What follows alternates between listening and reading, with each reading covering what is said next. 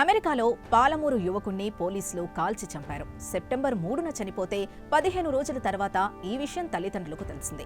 ఉన్నత విద్యావకాశాల కోసం వెళ్లిన తమ బిడ్డ చనిపోయాడని తల్లిదండ్రులు రోధిస్తున్నారు. పాలమూరు యువకుడి మరణం వెనుక కారణాలేంటి? అసలేం జరిగింది? పాలమూరుకు చెందిన నిజాముద్దీన్ 2016లో ఎంఎస్ కోసం అమెరికా వెళ్లాడు. యూనివర్సిటీ ఆఫ్ ఫ్లోరిడాలో చేరాడు. ఎంఎస్ తర్వాత కాలిఫోర్నియాలో జాబ్లో చేరాడు. 6 నెలల క్రితమే కాంట్రాక్ట్ ముగిసిపోవడంతో ఎక్స్టెన్షన్ కోసం ప్రయత్నిస్తున్నాడు. ఈ నెల 3న అతని రూమ్మేట్తో ఏసీ విషయంలో గొడవ జరిగింది. నిజాముద్దీన్ కూరగాయల కత్తితో రూమ్మేట్ని పొడిచాడు. ఆ అరుపులు విన్న చుట్టుపక్కల వాళ్లు పోలీసులకు సమాచారం ఇచ్చారు. ఘటనా స్థలానికి చేరుకున్న పోలీసులు నిజాముద్దీన్ని లొంగిపోవాలని హెచ్చరించారు. కానీ అతడు పోలీసుల మాట వినకపోవడంతో 4 రౌండ్లు కాల్పులు జరిపారు. ఆ కాల్పుల్లో అక్కడికక్కడే చనిపోయాడు.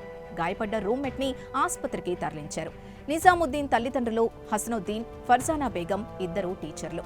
మహబూబ్ నగర్ రామయ్య బౌలికి చెందినవారు. జీవితంలో స్థిరపడాల్సిన కొడుకు జీవచ్చవంలా మారడంతో తల్లిదండ్రుల ఆవేదనకు అంతు లేకుండా పోయింది. రూమ్మేట్తో తరచూ గొడవ జరిగేదని నిజాముద్దీన్ తండ్రి చెబుతున్నాడు. అసలు తమ కొడుకు ఎలా చనిపోయాడో, ఏం జరిగిందో తెలియాలని, తమకు న్యాయం చేయాలని నిజాముద్దీన్ తండ్రి డిమాండ్ చేస్తున్నారు. ప్రస్తుతం శాంటా క్లారాలోని ఆసుపత్రిలో యువకుడి మృతదేహం ఉంది. మృతదేహం స్వస్థలానికి వచ్చేలా ప్రభుత్వం సాయం చేయాలని కోరుతున్నారు.